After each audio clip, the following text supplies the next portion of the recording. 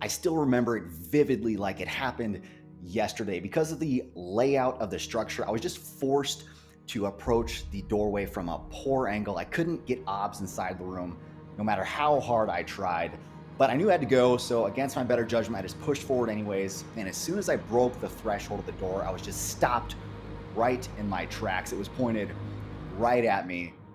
Old man balls. The guy was standing right in the center of the bathroom, completely unashamed. And that is when I knew I had to get a home gym.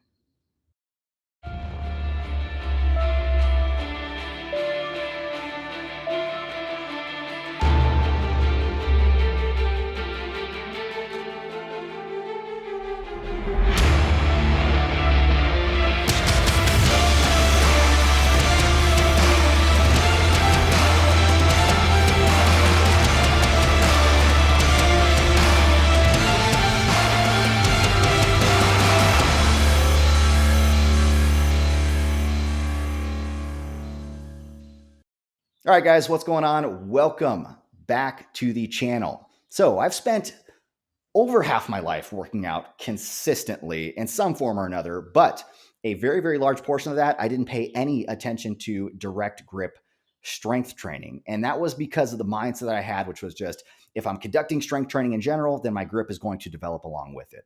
And that is true to a degree, but at some point in your strength development, if you are not careful, your grip is not going to keep up with the rest of your body, which will ultimately end up handicapping your strength development. Think about it like this.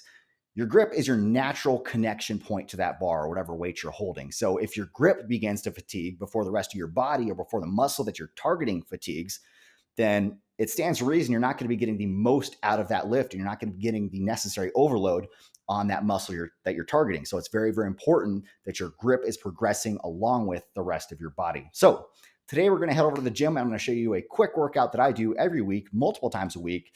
I'll see you guys over there.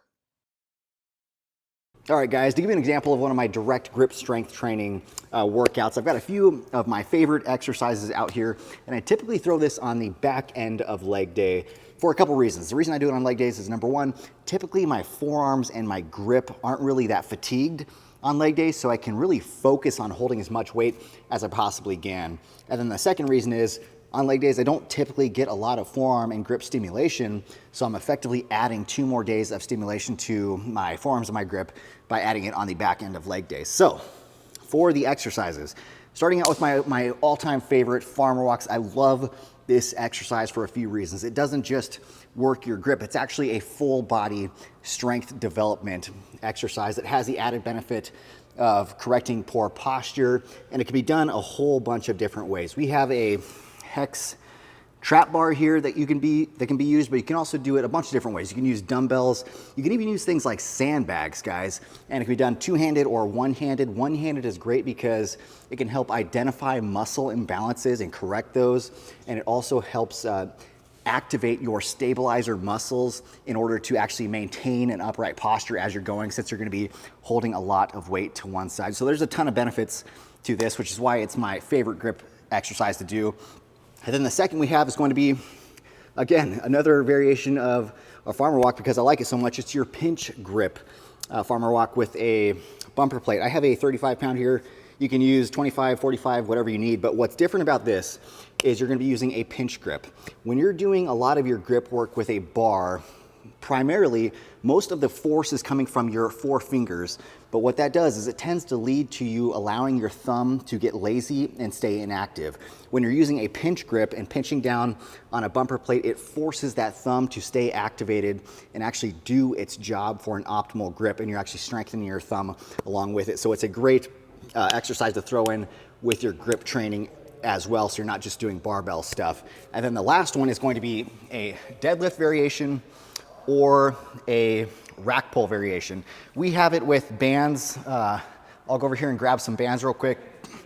But when you're using bands with this, typically what you want is going to be band pegs on a rack. But since we don't have band pegs, you would take this band, throw it over top, pin it underneath your feet, and then what you're doing is focusing on the top end, full extension of the deadlift or of the rack pull, and just holding it there for as long as you can. And what's great about the band is because there's a lot of added resistance because of linear variable resistance. What that is as a band stretches, the increased amount of resistance it applies. So it becomes harder and harder and harder until you reach full extension, and then you're going to be feeling an extreme amount of resistance on that band. So even if you're only using one plate on each side, it feels like a significant amount more weight, and it's going to be very, very taxing on your grip.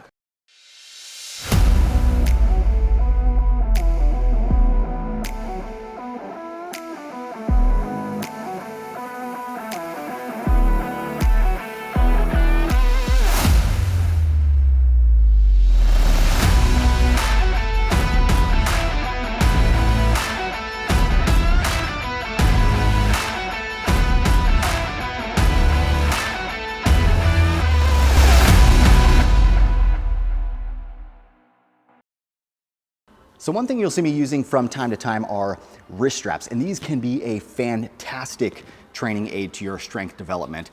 But I would also advise that you be smart about how you implement them into your training program so that they don't become a crutch, which absolutely can happen. I would advise against using these on your light to moderately heavy working sets. These are something you're going to want to use on your max effort set, or maybe the heaviest set of your training session, and you think that your grip may hold you back from actually achieving that lift. In fact, some of the strongest powerlifters in the world use wrist straps often to aid in their strength development. We actually sell these on our website in Multicam and Multicam Black. So if you are in the market for any wrist straps or any other fitness products, go check out our website, ironinfidel.com, browse around, and while you're there, don't forget to sign up to our newsletter. Guys, the benefits of a strong grip extend far beyond the numbers that you can put up at the gym. The next time your wife or your girlfriend asks you to open that jar she can't open because she's really secretly trying to pad your ego, and then you can't do it and it backfires on you, you got nobody to blame but yourself. Guys, as always, thank you for sticking around this long. I really do appreciate you. And if you enjoyed this content or if you learned anything, don't forget to hit the subscribe button as well as that like button, and I'll see you on the next one.